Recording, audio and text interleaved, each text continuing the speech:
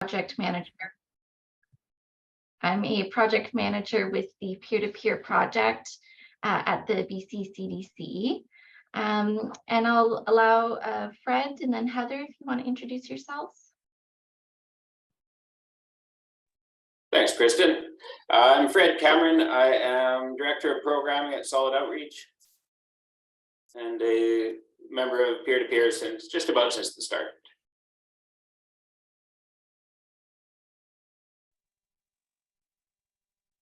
Good morning, everyone.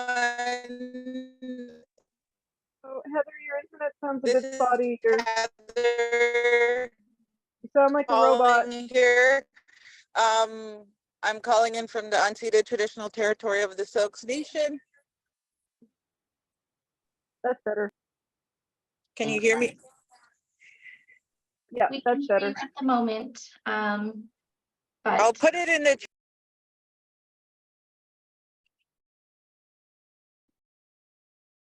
all right, thank you, Heather and Fred. And I'm calling in today from the traditional and unceded territories of the Hul'qumi'num and Hul'qumi'num speaking peoples in what is colonially known as New Westminster. So we're presenting today on the Peer2Peer Project. We're coming to the end of the project. It's wrapping up on Friday. And what we wanted to do was make sure that we shared more with community members about the resources that have been created during the project.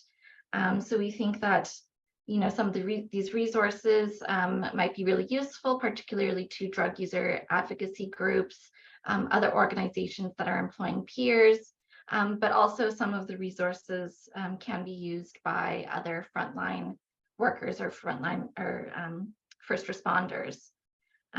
So I just want to point to the website, your link that I have on the slide there, and I'll pop it in the chat in a moment. But we just urge people to go check those out. All of the resources that we're discussing today are available on the website there. I do just want to make a note that there are some other documents on the webpage that are a little bit out of date at the moment. Some documents about you know, what the Peer2Peer Project is about, and those will be updated by the end of this week. So if you wanted to have another look at those, make sure to check back in. All right, I am going to let Heather take over now.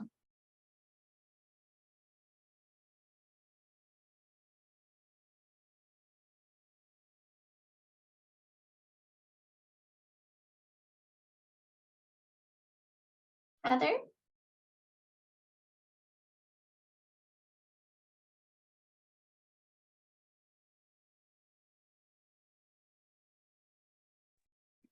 Looks like she's dropped off the call. Okay. I can go ahead and get started while Heather's rejoining.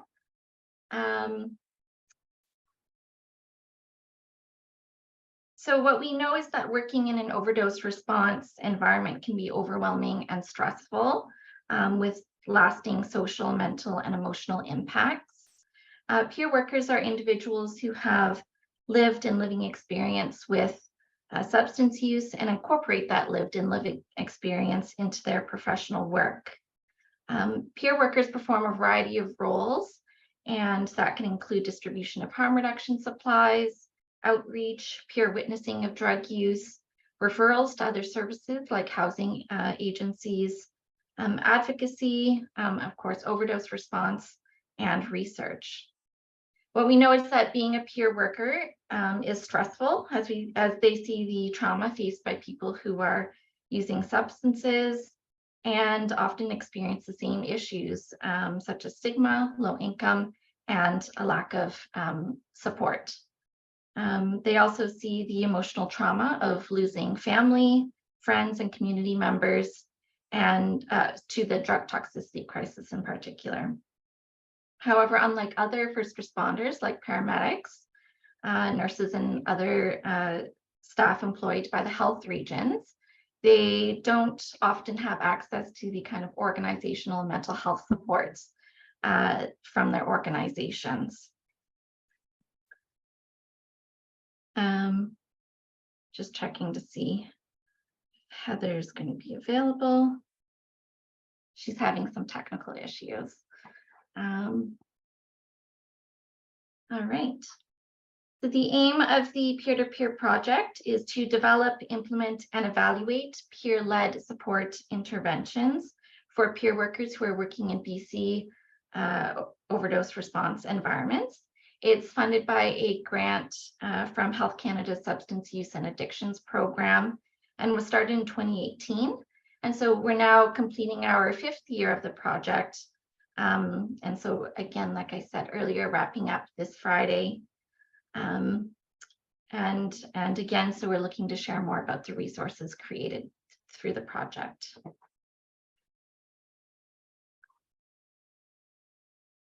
You'll see here a map of the project sites.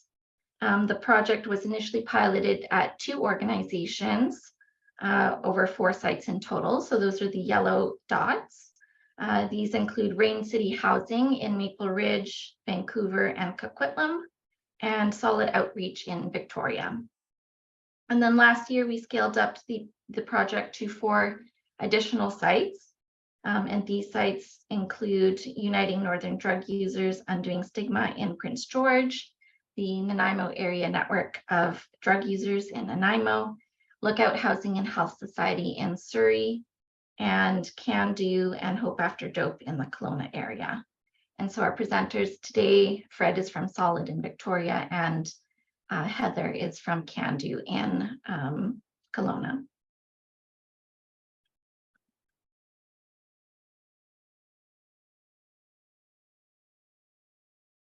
Has Heather been able to rejoin?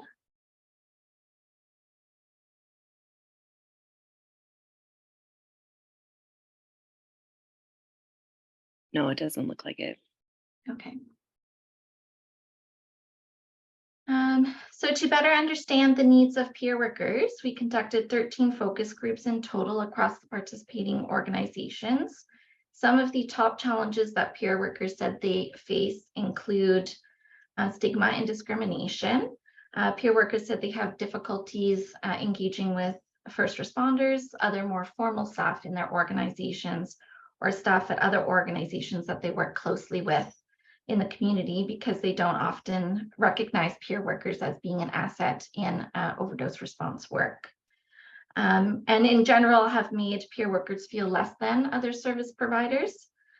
So there's often this us versus them mentality that undermines the work being done by peer workers. Burnout, grief, and survivor's guilt is another significant challenge for peer workers. They're experiencing significant loss in their communities and due to the overwhelming nature of their jobs. We've heard that there's also a lot of stress and a lack of closure that comes from not knowing what has happened to someone after they've been taken away by paramedics, but also the stress of feeling responsible for other people's lives. There's often a lack of workplace supports and role clarity. So not having formal guidelines and procedures for their shifts, which means that there isn't always consistency in how the work is being done. And then some also said they didn't have appropriate equipment like cell phones and pulse oximeters to do their work. Pay inequity is also another big issue, and this also includes not having access to health and other health and dental benefits or other kind of workplace benefits. Some peer workers also said that they need help with their own living conditions, so things like access to housing. In terms of successes, we've also heard that there are a lot of positive aspects to working as a peer worker. We found that there was recognition that a peer worker is a friendly face after someone comes out of an overdose. And it's helpful to have that peer or someone they know available to them for aftercare. Peer workers also said that they like knowing that they're doing good work in their community, and they know that they're saving lives and are using that role to build strong relationships with others in their community, both clients and local authorities. And then we also heard that peer workers felt their position served as an inspiration to other people who use substances and expressed appreciation for being able to show up to work authentically.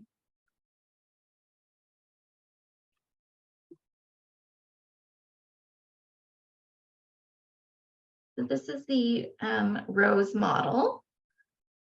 After the focus groups were conducted, which each of the sites, or in the pilot specifically, the team developed what we call the ROSE model. And this identifies the 3 areas of need for peer workers to address mental and social well-being. And so this is the diagram we use to show each component of the model. The R stands for recognition of peer work, O stands for organizational support, and S stands for skills development. And the E in the center represents that the resources are for everyone. And so I've put up on the screen here now a few examples. This is not complete, but it does provide an idea of what the sites in participating in the project have accomplished. So each of the sites in the project developed their own ROSE model based on the findings from their focus groups. You can see here, as I said, a selection of the activities. Under recognition, we have items like photo IDs and business cards. So these are activities to help with being recognized for their work in the overdose response. And other things like community outreach events really help to build relationships within their communities. And that could be with, the general public or with other service providers. Underneath organizational support, we have things peers workers wanted from their organizations, like job descriptions or contracts, orientation materials, and options for debriefing and counseling. And I'll just kind of point out one of the bigger items was debriefing and counseling support. And for that, we supported some of the sites to have a peer supporter or peer navigator. And that was someone who was supporting after incident debriefing and access to services and other pieces like that to really support the peer workers in the organization. Under skill development, and this was a big area of need for the sites participating in the project. There are a variety of trainings that we've supported the teams in accessing, including first aid and CPR, trauma-informed practice. Some wanted more experience with communication skills and diversity and inclusion. And so just extra support in both providing care for others, but also in providing care for themselves. All right. So I'm going to throw it over to Fred now from Solid, and he'll take you through some of our resources that we've developed through the course of the project. Thanks, Kristen. Many of the interventions included in the ROSE model were developed and implemented on a site-by-site basis. However, we recognize the need to have resources that could be made publicly available to others as well. As we know, stigma is a major concern for peer workers, and to help address the stigma, we created a video entitled Peer Life, which features a day in the life of 4 peer workers. This video this video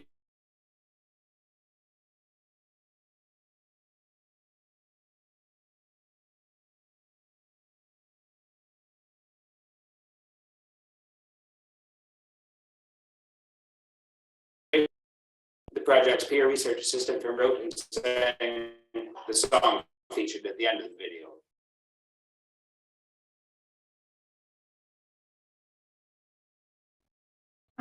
You were frozen there for a bit, Fred.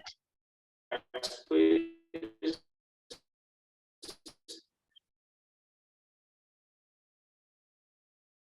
Oh.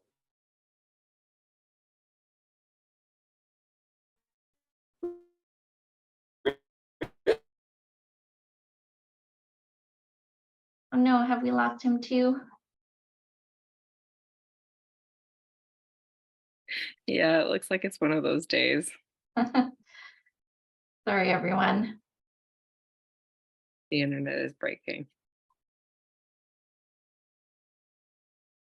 Maybe we'll give him a moment to rejoin.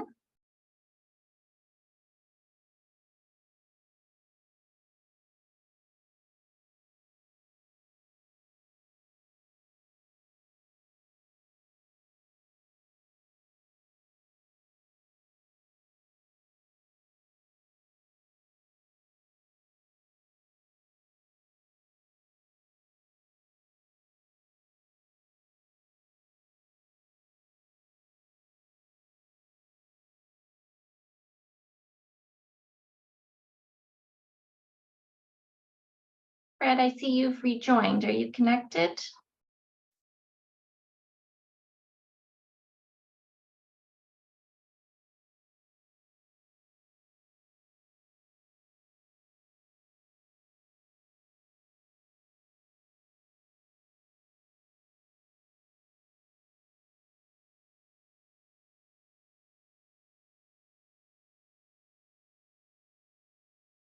Yeah, yes, I'm here. I'm sorry about that. Just 1 second here. I had to go when I got cut off. Yeah, and feel free to turn off your camera if you like. That often helps with the audio.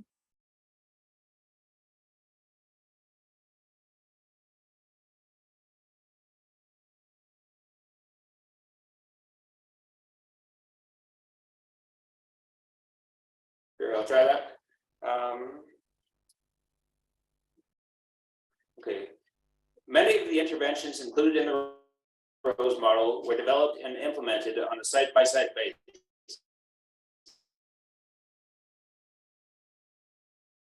However, we recognize the need to have resources that could be made publicly available as well. As we know, there's concern for peer workers, and to help address stigma, we created a video titled Peer Life, which features a day in the life creating awareness of the work done by peer workers in order to address the negative attitudes toward them. Peers from the project were featured in the video, and Tracy, the project's research assistant from Rain City, even wrote and sang the song.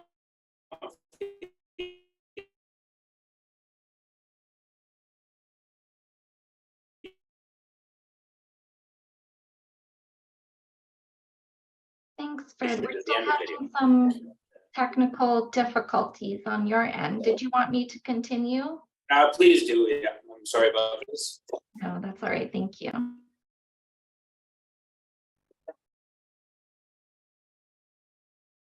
So those are some of the images from the hashtag Peer Life video that Fred was describing. And so you can find that on our website along with the other materials presented today. Next up is the compassionate action modules. So in collaboration with the PEEP team at the BC Centre for Disease Control and the Cultural Safety team in Victoria, we launched an anti-stigma campaign titled Compassionate Action. These modules are a series of interactive case studies about stigma and discrimination experienced by people who use substances and an accompanying reflection and discussion guide. You'll see some examples there of the videos from the modules, which focus on some of the barriers experienced by people who use drugs, particularly in accessing services and interacting with other professionals. The videos are based on the real life experiences of people who use drugs and are intended to bring them and service providers together to encourage collaboration and mutual respect. And members of the Peer2Peer Project were included as actors in these modules. So you'll find Fred as a doctor in there. All right, the next resource we want to highlight is our best practice manual. So in implementing some of the interventions at each of the sites, we noticed that some of them could be useful for other organizations employing peer workers. We created this best practice manual, which includes templates and instructions for creating things like photo IDs and business cards.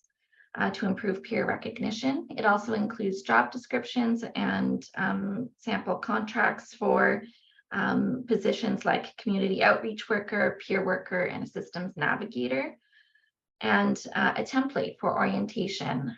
So a template that includes suggested pieces to go over when you're bringing on a new peer worker, including training opportunities. And so we really strongly urge any drug user advocacy groups who are looking to kind of build some of that infrastructure into their work to check out this manual and see if there are materials here that could be useful for you.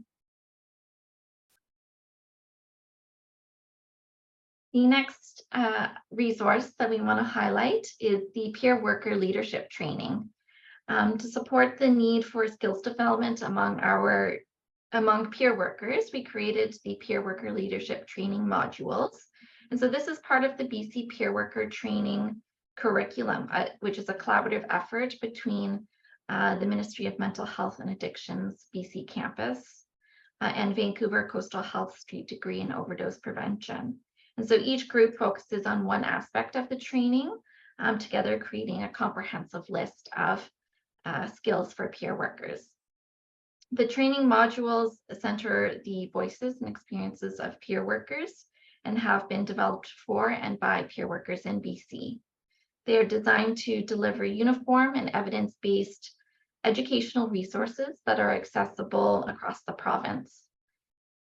We have 8 modules now in this series that has been developed by the Peer2Peer Project, and these cover topics like recognizing mental health disorders, communication, counseling, and conflict resolution skills, organizational etiquette, problem solving with emotional intelligence, identity and inclusion, and grief and healing. They take about half an hour each to complete, and then you receive a certificate upon completion of each module. There's also a summary handout accompanying each module that can be downloaded and used alongside learning with the online module. And we think this is a great option for groups looking to standardize their orientation training for their peer workers and who want to include some low barrier training options, because these modules are free to take. And again, they provide a certificate at the end of each one. We do have some other resources that we've made available throughout the project, such as videos and guidelines. These are included again on the website and are meant to help support peers doing overdose response. So for example, we have instructions on using pulse oximeters and guidance for responding to overdoses during COVID-19. Finally, we have some research briefs and evaluation reports for different components of the Peer2Peer project. If you're interested in learning more about the impacts of the project, we suggest you take a look at those. And then just to note that we are completing our evaluation for the scale-up phase of the project, and that will be ready soon and available on the website.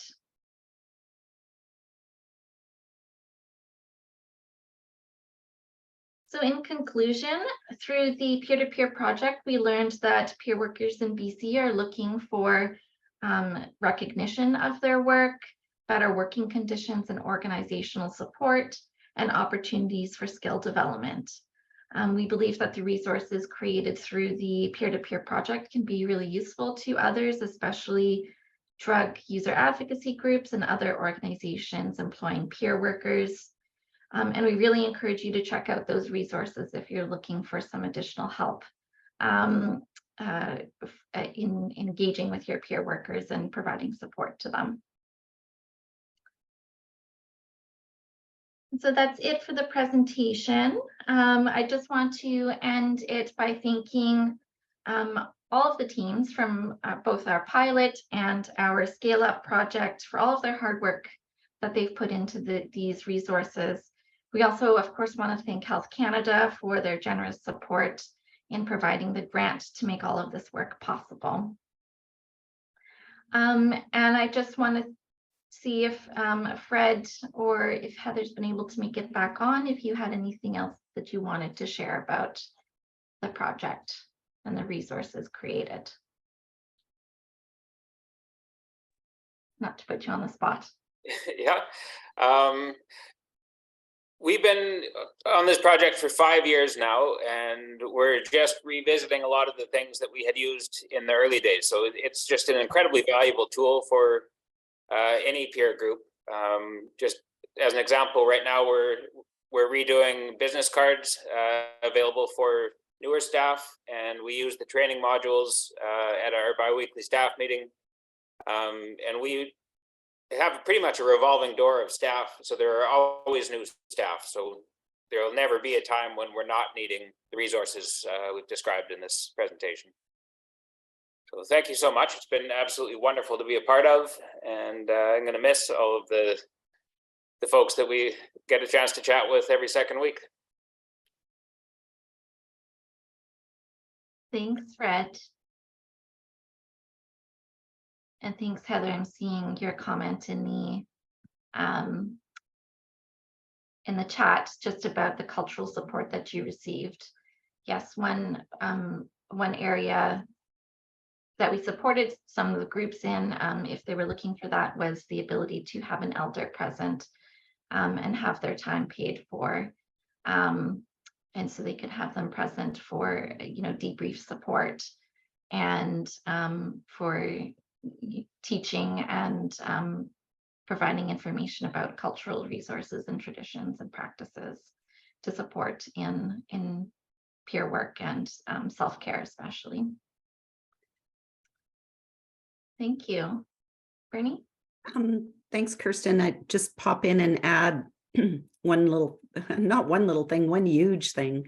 This project was really possible because of all of the peers in the very different organizations, like initially Solid in Rain City, and then expanding to Nandu and Kandu. And I know I'm missing others. Kristen mentioned them in the scale up, but it was really born out of if you can sort of think back to 2017 and what was happening with the mounting and implementation of overdose prevention sites, and people were trying to get them up and running really fast, and wanting them to be peer led. And I think, what quickly came out of that was like, yeah, we're the first responders, the peers are the first responders, but they don't have the same supports as other first responders. And so I just really want to acknowledge all of the peers across the province who contributed to identifying what supports they need, and then working with us to create them, and to Kirsten and Gayatri, who've been working on the scale up, who make it happen. And so, things like ID cards, business cards, job descriptions. I know, Fred, you've spoken about, I think one time you described it as a game changer. So I just wanted to acknowledge all that hard work of the peers. The idea came from them and has been created by them. Thanks, Bernie. A really great presentation. I appreciated everybody, and also the hard work.